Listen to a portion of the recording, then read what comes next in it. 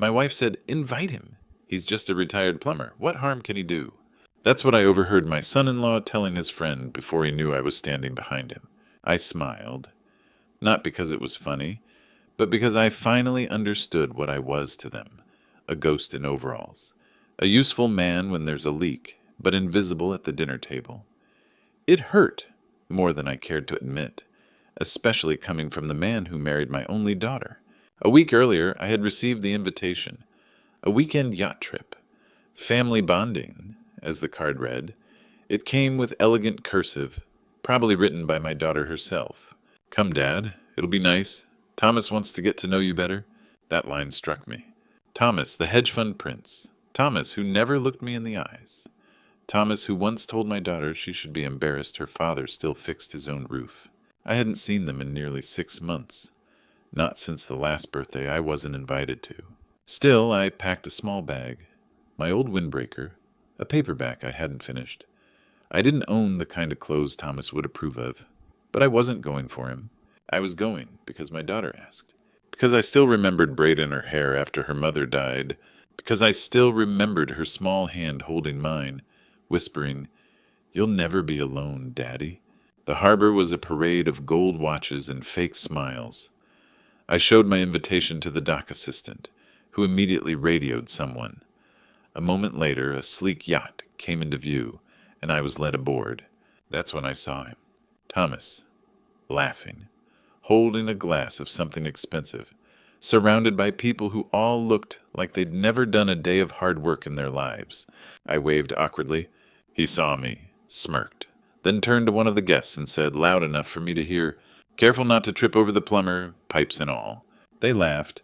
That was my welcome. That was how it began, and they had no idea. The yacht they were standing on, it wasn't Thomas's. It was mine. Friends, let's take a quick pause. Tell me in the comments, where are you listening from? Have you ever experienced something like this in your own life, where someone underestimated you or treated you like you didn't matter? If this story resonates with you, consider subscribing and sharing it with someone who might need to hear it. That's the best way you can help us grow this channel and bring more real stories to life. Now let's continue. The sun was just beginning to set over the harbor when I arrived, painting the sky in strokes of orange and gold. Expensive yachts rocked gently in the water like resting giants, their names etched in gold leaf, their decks glittering with crystal glasses and tanned laughter. I stood for a moment with my old leather bag in hand, the kind you don't see anymore, the kind that tells stories in every scuff and faded corner. I was early. I always am. Years of plumbing work taught me, show up before you're expected and leave no mess behind. I spotted the yacht easily, sleek, modern, grand, like something out of a billionaire's daydream. As I made my way down the dock, I saw them, Thomas and his circle, leaning back in white shirts and expensive loafers, holding cocktails like they were born doing it. His laugh rang out first, loud, artificial. It echoed across the water. He hadn't seen me yet, or maybe he had and just didn't care. I walked up slowly, unsure if I should interrupt. I didn't want to embarrass my daughter. I thought maybe, just maybe, he'd shake my hand, offer a polite word. Instead, he looked at me like I was a stranger walking onto his property. His eyes scanned me from head to toe, the worn shoes, the windbreaker, the modest suitcase, and I saw it, that flicker of contempt. He didn't hide it, not even for show. Then came the smirk. He turned to the man beside him and muttered without even lowering his voice, "Careful, don't trip over the plumber." They all laughed. It wasn't just laughter. It was the kind of cruel laughter that makes your stomach twist. The kind that isn't about humor, but about hierarchy, about knowing they could mock you without consequence. I stood there for a moment, like a misplaced shadow. No one stepped forward to greet me. No one said my name. It was as if I didn't belong there, as if I had stumbled into a party I could never afford to attend. I didn't respond. I didn't defend myself. I just nodded quietly and stepped onto the yacht as if nothing had happened. Years of swallowing pride makes it easier, but never painless. The truth is, I had been called worse things in life, I'd been covered in sewage at 3 in the morning. I'd worked through Christmas Eve in freezing basements to help strangers get hot water. I'd been dirty, tired, and forgotten, but never ashamed. Until now, not because of what he said, but because my daughter was standing nearby, and she didn't say a word. Not one word. She looked at me. Our eyes met for a brief second, and in her silence, I heard everything. Shame, regret, but not courage. And in that moment, as the laughter died down and the engines started humming beneath us, I realized something. This trip wasn't going to be about bonding. It was going to be a test, and I had a feeling they were all going to fail. She stood a few feet away, clutching a glass of white wine, trying to blend in with a crowd she no longer resembled. Or maybe she did. Maybe I was the one who no longer belonged. My daughter, my little girl, the one who once ran barefoot through puddles and insisted I tuck her in with 2 bedtime stories instead of 1. Now watched me like I was an interruption to a lifestyle she was trying so hard to hold together. She had heard him. Of course she had. Everyone had. The laughter wasn't quiet. It rolled across the deck like thunder, followed by the kind of hush that only happens when someone notices a line has been crossed and chooses to ignore it anyway. Her eyes found mine, and for a heartbeat, I saw the girl I once knew. Not the wife, not the hostess, not the woman in designer heels, just the daughter who used to draw me pictures with crayons and call me her hero. But that version of her vanished as quickly as it appeared. She looked away, then back again, and walked toward me with hesitant steps. She leaned in just enough so no one else could hear, and said it like she had rehearsed it in her head 100 times. "Dad, I'm sorry, he's just joking. Just joking." Like belittling someone's worth was a party game. Like calling me the plumber, as if it were something shameful, was merely part of the evening's entertainment. But I wasn't surprised. No, not anymore. I had learned over the years that people like Thomas didn't make jokes. They made statements wrapped in chuckles, cruelty dressed as comedy. It wasn't about humor. It was about position, about reminding others who stood where. I didn't say a word. I didn't need to, because in that moment I realized the apology wasn't for what he said. It was for what she didn't, for not defending me, for watching it happen and choosing to smooth things over instead of standing up. The silence between us stretched longer than any words could have filled. I remembered the time she came home crying in high school because someone called her trailer trash. We didn't live in a trailer, but we were never wealthy. I held her that night and told her, "People who talk like that are small inside. You don't ever shrink to their size." She believed me back then. She believed in me. And now here we were, years later, on a boat she thought belonged to her husband, watching her father be reduced to a punchline and choosing diplomacy over truth. She walked away before I could say anything. Maybe that was easier for her, easier than facing the look in my eyes, easier than realizing that all the years I spent building a life for her, working through blood and sweat and heartbreak, were now measured against linen shirts and yacht parties. I didn't follow her. Instead, I turned and looked out over the water. It was quiet there, still, and though my heart ached in that moment, not from offense, but from the quiet death of something I couldn't quite name, I knew one thing. The story wasn't over, and they had no idea how it would end. As the yacht pulled away from the dock, slicing through the water like a blade through silk, I quietly made my way toward the inner deck. I didn't want to linger near Thomas and his friends. Their laughter, still echoing from earlier, hung in the air like stale perfume. Expensive, but unpleasant. I carried my small bag past the poolside loungers and into the shaded corridor, hoping to find a quiet corner to catch my breath. And then I heard it. "Good evening, Mr. Bennett." It was the steward, young professional in a crisp white uniform, standing tall, nodding with respect that felt too intentional to be routine. I paused, surprised. Maybe he was just polite. Maybe it meant nothing. But then another voice followed. The chef, a man I recognized faintly from years ago. "Welcome aboard again, sir," he said with a small smile. "We've prepared your usual suite." My usual? I blinked. It had been nearly 3 years since I last stepped foot on this boat, and yet They remembered, not just my face, not just my name. They remembered how I liked my coffee, where I preferred to sit on deck, the exact wine I always declined with a soft chuckle and a wave of the hand. It wasn't just hospitality, it was familiarity, quiet loyalty. Thomas noticed. Of course he did. I caught the flicker in his eyes as he watched one of the crew carry my worn-out bag with more care than they had given his polished luggage. He didn't understand. He approached the captain, a stern man with gray at his temples and dignity in his posture. "Why are you so formal with him?" he asked. The question dripped with something between curiosity and suspicion. The captain didn't flinch. He looked Thomas square in the eyes, and after a long pause replied calmly, "Respect, sir," and nothing more. That silence afterward felt heavier than the words. The kind of silence that says, "You'll understand in time, but not yet." I pretended not to notice the conversation, but inside I felt something stir. Not pride, not revenge. Something deeper. A reminder that you can live a quiet life, work with your hands, stay humble, and still be remembered, not for titles, not for wealth, but for how you treated people, how you showed up time and time again, even when no one clapped. Respect can't be demanded. It's earned, quietly, over years.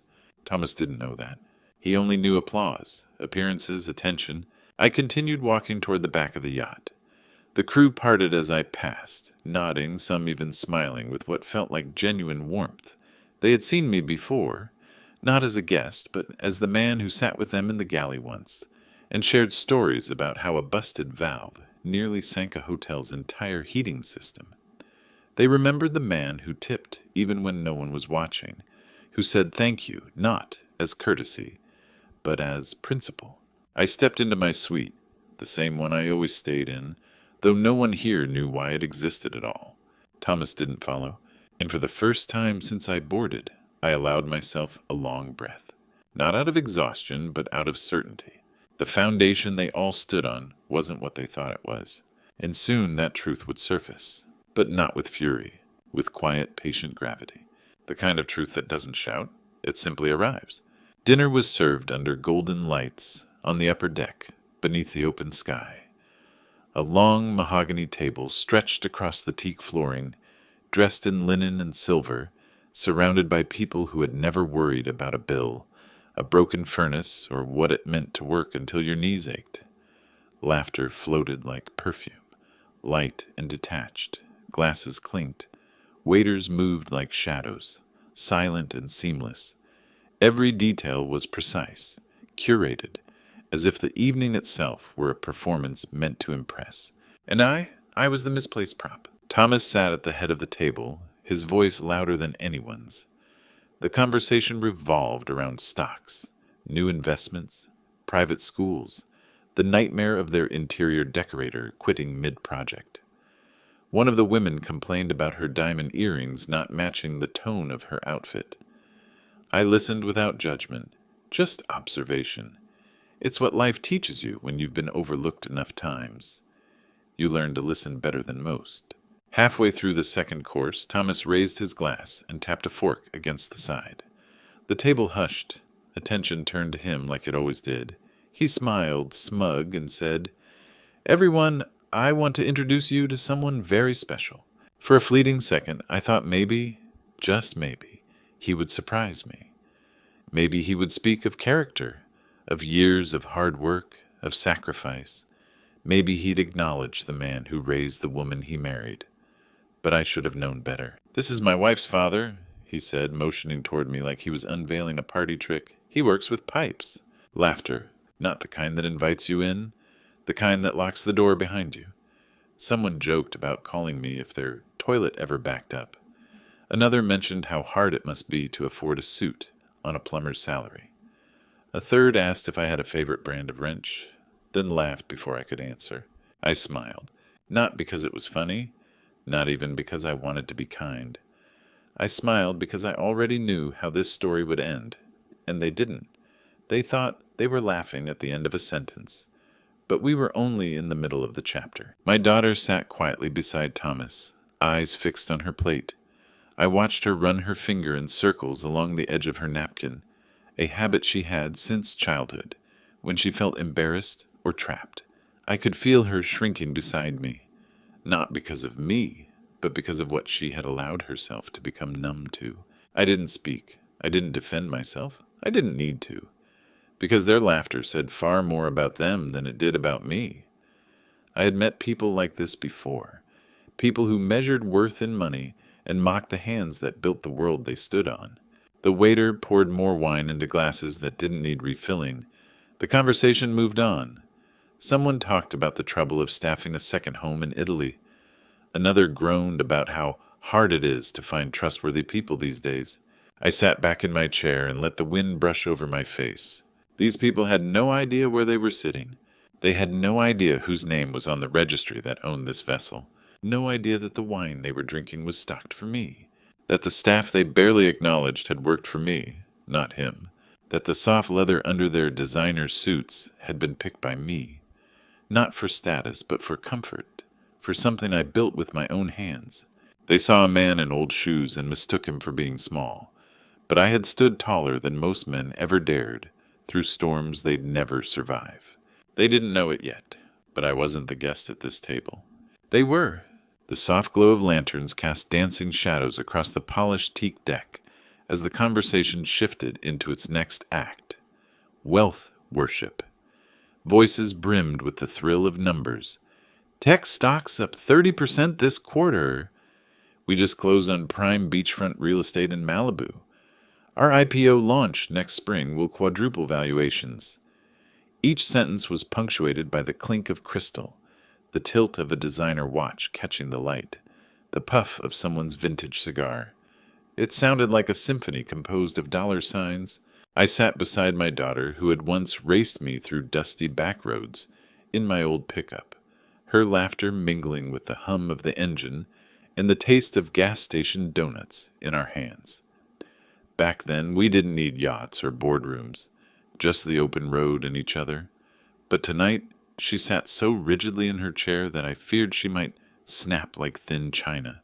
She wouldn't look at me, wouldn't turn aside from the parade of arrogance unfolding before us.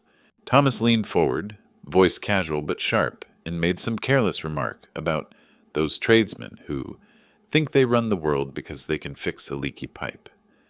The laughter that followed hit me like hail on a tin roof, hard, cold, and relentless. I remembered the nights I crawled under freezing basements to restore heat for parents with shivering children. I remembered offering rides home to young apprentices, telling them how their craft mattered more than any stock ticker. I remembered teaching my daughter that a handshake and a promise meant more than a signature on parchment. She shifted in her seat, hands gripping the tablecloth so tightly her knuckles turned white. A part of me ached because I knew she didn't disagree, but a larger part of me was angered by her silence. The girl who used to comfort strangers at hospital baths, who once taunted bullies on her behalf, who declared at 6 years old that she would never let anyone treat anyone badly. Where had she gone? Around us, the wealthy guests exchanged business cards like children swapping stickers, oblivious to the irony that they were sitting on a floating palace, built by the very hands they insulted. They spoke of luxury as if it were their birthright, of opportunity as if it were a game they invented. I watched their faces glow with entitlement, their laughter echoing across the water, and I felt the bitterness rise, a taste I hadn't felt since losing a good job, because a company decided blue collar no longer fit their image. I closed my eyes for a moment and breathed in the salty air, trying to steady myself. I thought of my daughter's wide-eyed wonder when she helped me fix a broken radiator, her small hands turning knobs under my guidance. I thought of the pride in her voice when she introduced me as my dad, the best handyman in town. I thought of the strength she once had, the courage to stand up for what was right. Opening my eyes, I saw Thomas lean back, satisfied with the effect he'd created. He flicked ashes from his cigar into a silver tray as if he had just proven a point. No one asked for my opinion. No one looked at me as an equal. They saw me as a punchline, a cautionary example, until of course the punchline proved to be the protagonist. I reached out and touched my daughter's hand, lightly so that only she would feel it. Her fingers trembled, but she didn't pull away. That small contact held more weight than all their portfolios combined. In that fleeting moment, I knew she still remembered who she was. And as the night air whispered around us, carrying the faint promise of change, I realized this chapter was nearing its turning point. Because sometimes old money and new arrogance don't see the foundations beneath them until those foundations stand up and speak. The door to my private cabin closed with a soft click, sealing me away from their laughter and cheap bravado. The air inside smelled of polished teak and sea salt, an aroma so familiar it felt like home. I ran my hand along the smooth surface of the desk, remembering the first time I'd inspected these panels, long before any VIP ever set foot aboard. Every inch of this place held a memory. The careful weld of the bulkhead I'd overseen. The custom plumbing I insisted had just the right valves to prevent corrosion. The night I stayed below deck to rewire a faulty light, so the guest suites wouldn't awaken in darkness. I sank into the leather armchair, its cushions molded to my shape, and closed my eyes. In the dim glow of the reading lamp, I could still see the ghost of my younger self, calloused hands stained with grease, sweat dripping from my brow as I knelt on the workshop floor, blueprint rolled out before me. I had borrowed money, argued with shipwrights, and spent years negotiating contracts, all while fixing leaky faucets at home to keep the bills paid. Friends and neighbors thought I was chasing an impossible dream. But I had seen this yacht long before its hull cut through the water, a vision born of hard work and stubborn conviction. As the engine's hum softened into the night, I felt the ocean's pulse beneath me. I remembered the storm I'd commissioned this vessel to face, back when I was still proving myself to bankers who questioned every cent. It was the night I insisted on reinforcing the hull plating, even when everyone said it was unnecessary. When that gale came, waters like walls crashing against us, those extra plates held fast. The creditors who had doubted me now doubted their own judgment. A framed photograph on the bedside table caught my eye. My daughter at 5, standing on the docks, her hair whipping in the wind as she grinned up at me. She didn't know then that her laughter would one day echo through these halls, that her little hand would steer me through life's storms. I reached out, touched the glass, and felt both pride and sorrow. Pride for what I had built, sorrow for what I had lost in the process. The easy days, the simple dinners at home, the look in her eyes before the world taught her to lower her gaze. I drew a deep breath and let it go slowly, listening to the ship breathe around me.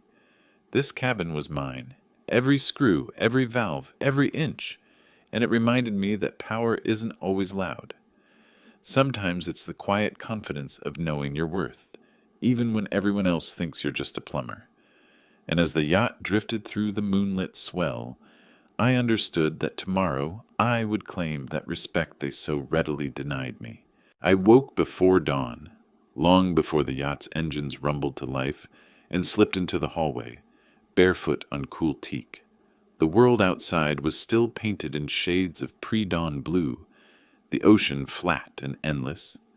I paused by a polished brass plaque near the stairwell, etched with the yacht's name, Aurelia, a reminder of the nights I spent sketching designs on napkins, dreaming of a vessel that could weather any sea.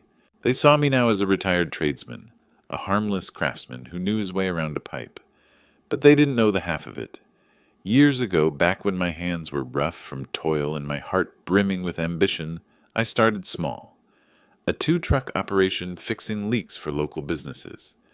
Day by day, I turned wrenches and earned trust.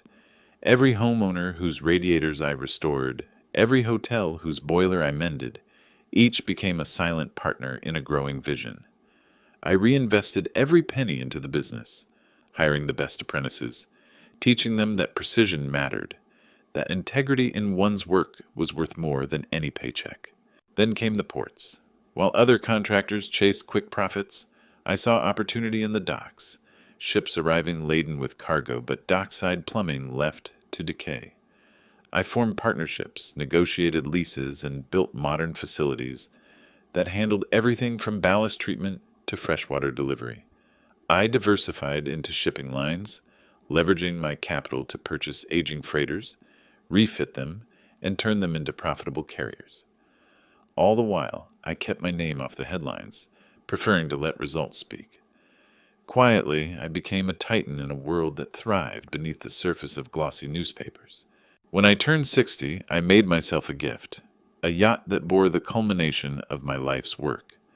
I oversaw the blueprints, insisted on materials that would outlast storms twice as fierce as any I'd ever faced, and negotiated with shipbuilders who whispered that I was demanding beyond reason.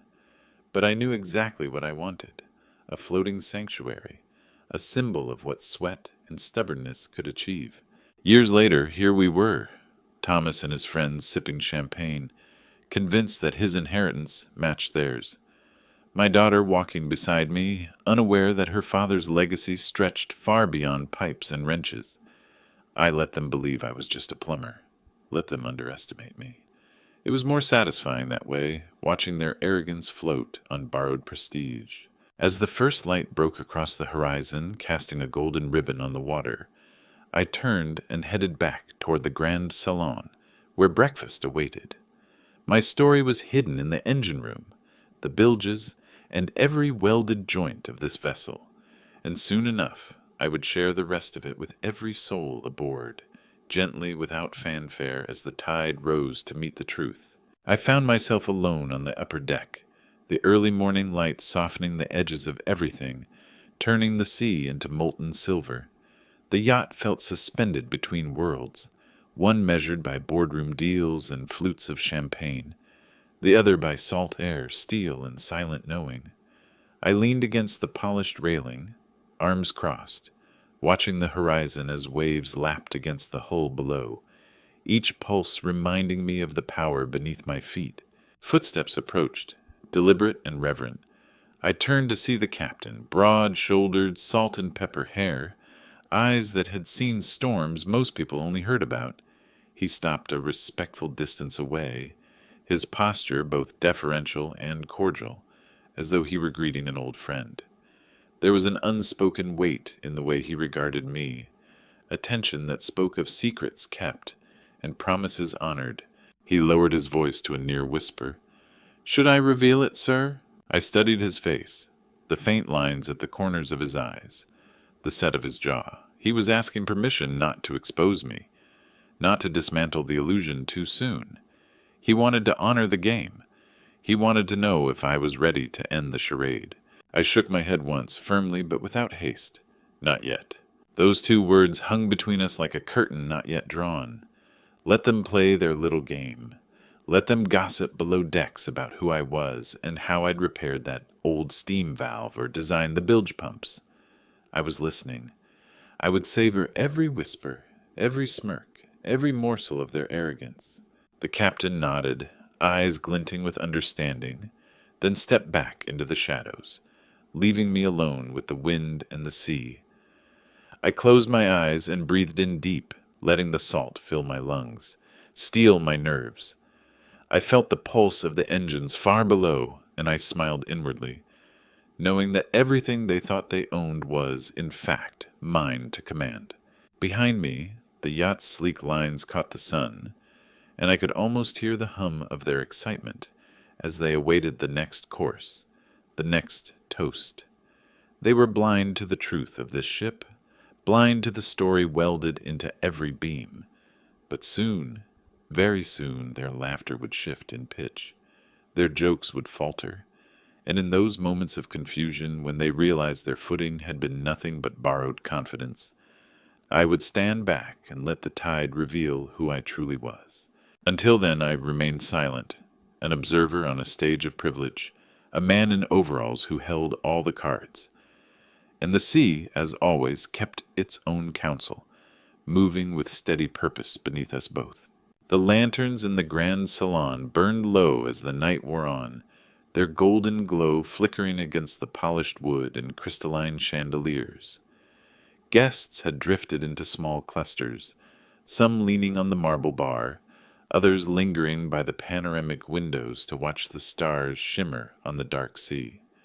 Music played softly, an elegant piano piece that seemed at odds with the tension rippling through the air. Thomas appeared suddenly at my side, unsteady on his feet, cheeks flushed red from too many glasses of champagne. He smelled of expensive bourbon and hubris. Without preamble, he grabbed my arm and steered me away from curious onlookers, toward a quiet corner behind a heavy velvet curtain. His words tumbled out, slurred but sharp, each one aimed like a dagger. "I don't know what my wife sees in you," he sneered, eyes glassy. "You're old, poor, and irrelevant." He spat the words as if they were the ultimate verdict. I felt my pulse slow, the shock of hearing such blatant contempt from my own son-in-law settling over me like cold rain. I stood rooted in place, listening as he laughed in my face, a brittle, mocking sound that ricocheted off the walls and seemed to linger in the air long after he fell silent. "You're lucky we even invited you," he added, as if punctuating his cruelty with an act of generosity. Then he stumbled away, disappearing into the labyrinth of corridors. His retreating footsteps echoed like a confession of his own emptiness, leaving me alone with the weight of his words. My heart twisted, not from anger, but from a deeper ache, the ache of seeing my daughter's life intertwined with someone who measured worth by bank accounts and buzzwords. I closed my eyes and inhaled the soft scent of tobacco and linen, trying to steady myself.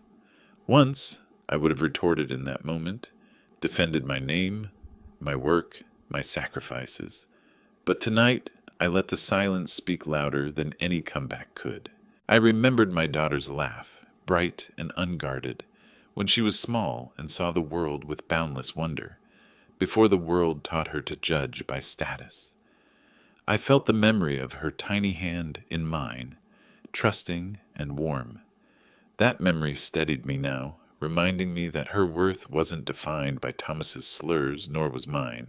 I straightened my shoulders and stepped back into the open, where a waiter approached with a fresh decanter of brandy. As I accepted the glass, I felt a calm determination settle in my chest.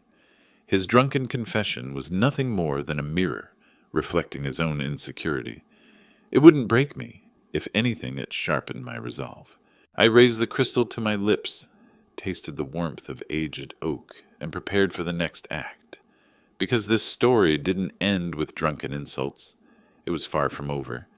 And when the truth came to light, it would drown his arrogance in the vastness of what I had built, and what I would never let him tarnish. She found me in the library lounge, nestled between shelves of leather-bound tomes and the soft glow of a single lamp. The night had grown quiet after Thomas's outburst. Guests dispersed to their cabins, laughter replaced by muted footsteps echoing through the corridors.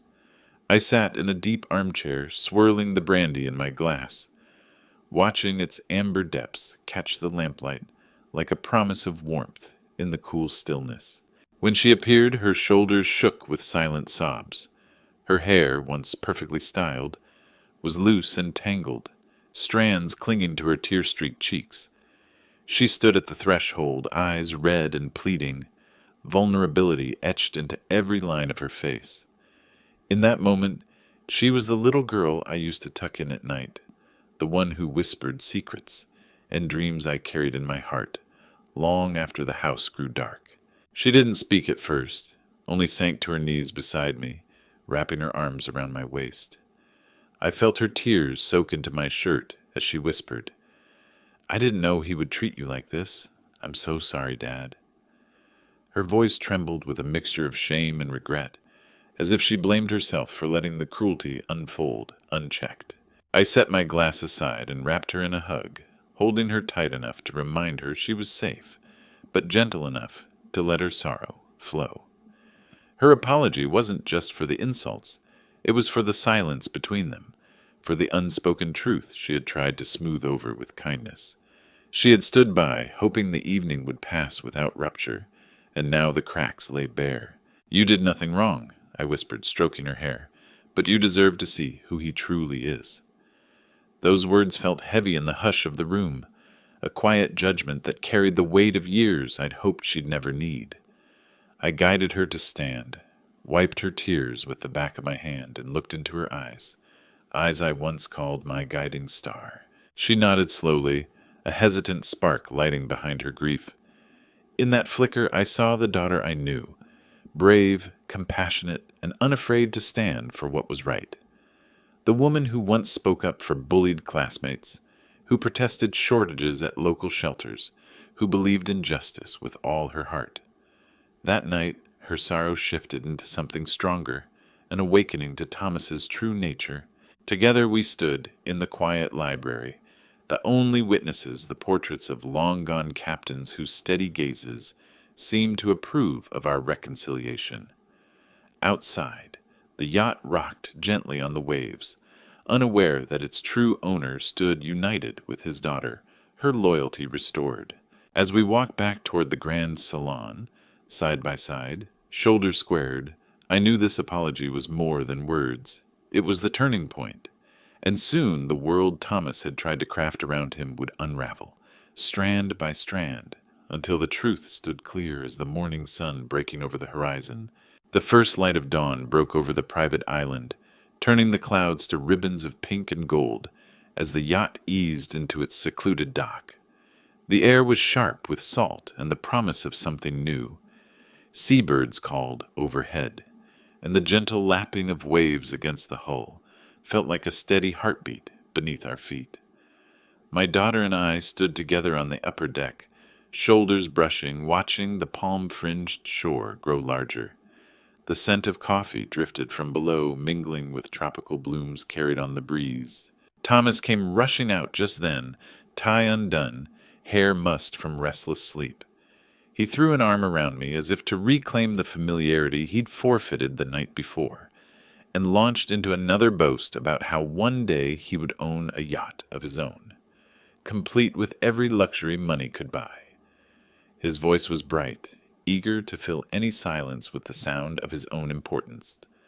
But before his words could find more laughter, the captain appeared beside us, immaculate in his uniform, bearing a silver tray. He inclined his head slightly toward me and said, just loud enough for every guest within earshot, "Mr. Bennet, would you like your usual breakfast prepared in the owner's salon?"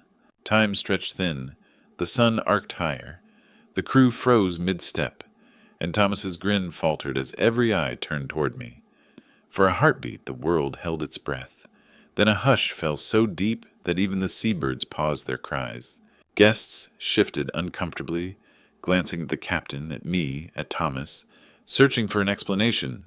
Some faces paled, others flushed. I could almost hear the gears turning in their minds, cogs of astonishment clicking into place.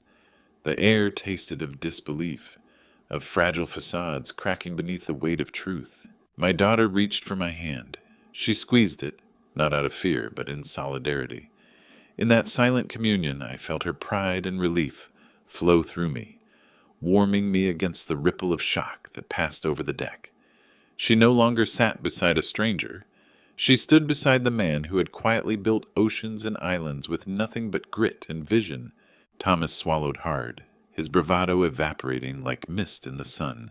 He opened his mouth as if to claim some last shred of control, but no words came. The world he had so carefully constructed around him, of status, of inherited privilege, crumbled in that pregnant moment. He looked out over the water as if expecting rescue, but the only thing glinting on the horizon was the dawning truth. I let the silence linger, savoring the transformation in the air. I raised my eyes to the captain, offering a slight nod of acknowledgement, and turned back to the private island beyond. My island in more ways than one. And as the yacht's engines quieted, I realized that this morning revelation was more than a revelation of ownership. It was the moment when pretense surrendered to reality, and justice, like the tide, rose to claim its own. Thomas stepped forward, confusion and indignation warring on his face. He opened his mouth to speak, but the words caught in his throat as the crew member, standing tall with unwavering composure, repeated in a clear, resonant voice, "This is Mr. Bennet's yacht. You're his guest." A hush swept across the deck. The laughter that once bubbled easily had evaporated, leaving only stunned silence. Glasses paused midway to lips. Conversations died on the vine. The guests, still dressed in their finest linens, looked at one another as if questioning their own memories. Had they been celebrating on a borrowed stage all this time? Thomas's face turned pale. His jaw clenched, then loosened, his arrogance crumbling in real time. He swallowed as though trying to catch words that had slipped beyond reach. A few steps back, he stood like a marionette, whose strings had snapped, uncertain how to move. I watched him not with malice, but with a calm clarity that comes from knowing your own truth. Around me, the crew exchanged subtle nods, small acknowledgments that we shared a secret long kept. The captain, standing nearby, offered me a respectful bow, his expression both proud and relieved. My daughter's hand found mine, her grip firm and grateful. She met my eye, and in that single look, I saw her understanding blossom fully. All the careful choreography of high society, brags about investments, jabs at humble beginnings, feigned superiority, had been a mirage, effortlessly undone by a single sentence. Guests shifted uneasily, some glancing toward their phones as if hoping for a news alert that would rewrite reality. One of Thomas's friends cleared his throat nervously, as though hoping to smooth the moment with small talk, but the air had turned too sharp for pleasantries. The yacht's polished railings and pristine decks, once symbols of unchallenged wealth, now became silent witnesses to a deeper truth. That real power is not inherited, but earned, quietly and persistently. Thomas finally found his voice, hoarse, weak. I don't understand. The crew member met his gaze without faltering. This vessel was commissioned by Mr. Bennett. It bears his flag. He is the owner. Thomas's face crumpled. He looked at me, pleading for an explanation that would save his pride, his carefully curated image. I took a step forward, each footfall echoing with years of toil and unwavering principle. "Enjoy your stay," I said softly, allowing my words to carry the weight they deserved. "You're welcome here as long as you remember that respect isn't granted by title, but by character." He bowed his head, the last defenses of entitlement dissolving. Around us, the guests shifted, awkwardly reclaiming their composure, while the crew resumed their duties with discreet dignity.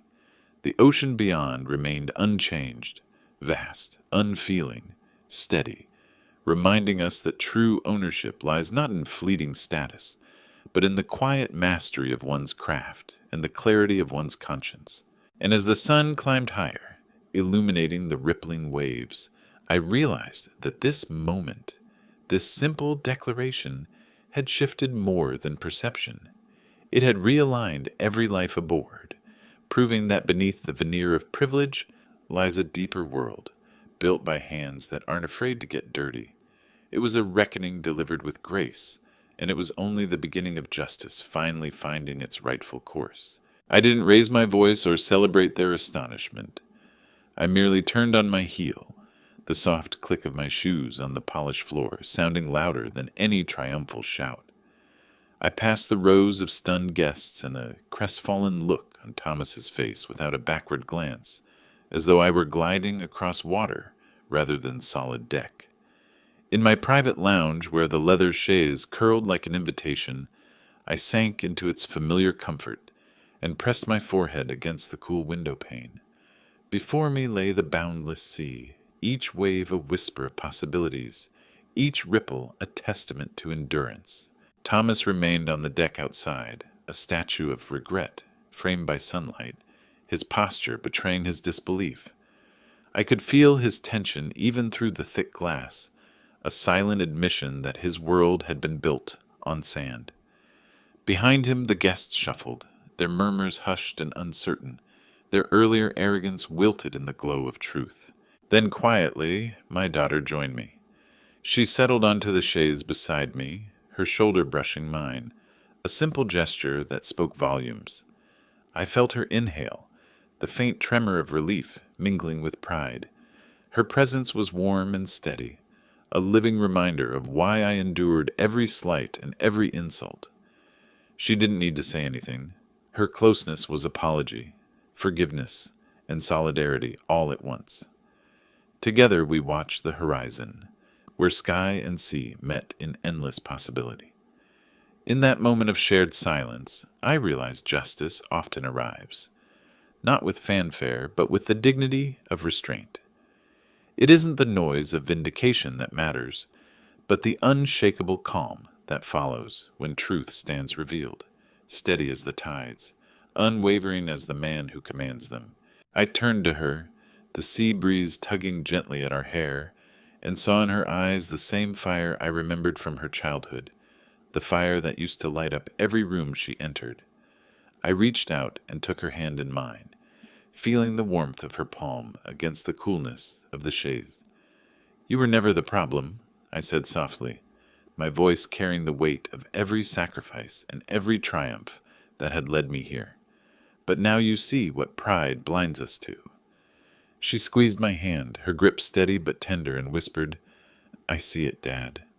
I really do." As the yacht cut through the waves, leaving a foamy trail behind that glittered in the morning sun, I reflected on how often the world mistakes simplicity for insignificance. They had sneered at my overalls, at my calloused hands, never realizing that those hands had shaped more than pipes. They had forged an empire. The pipes he had mocked so casually were the very arteries through which my vision had flowed, bringing life to every port, every vessel, every home that dared to trust in my craft. Those pipes had built his platform, his fleeting status, and yet he had failed to see the foundation beneath his feet.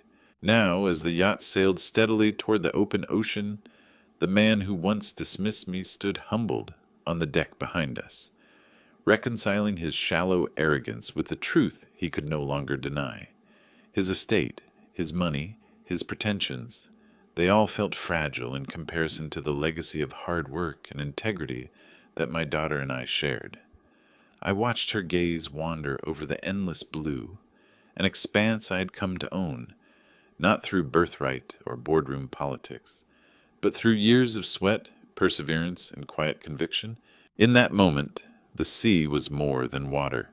It was a testament to what can be achieved when you refuse to let the judgments of others define your worth. And as the yacht angled toward the horizon, I felt the legacy I had built settle around us like a protective cloak, an inheritance of dignity, strength, and unshakable respect.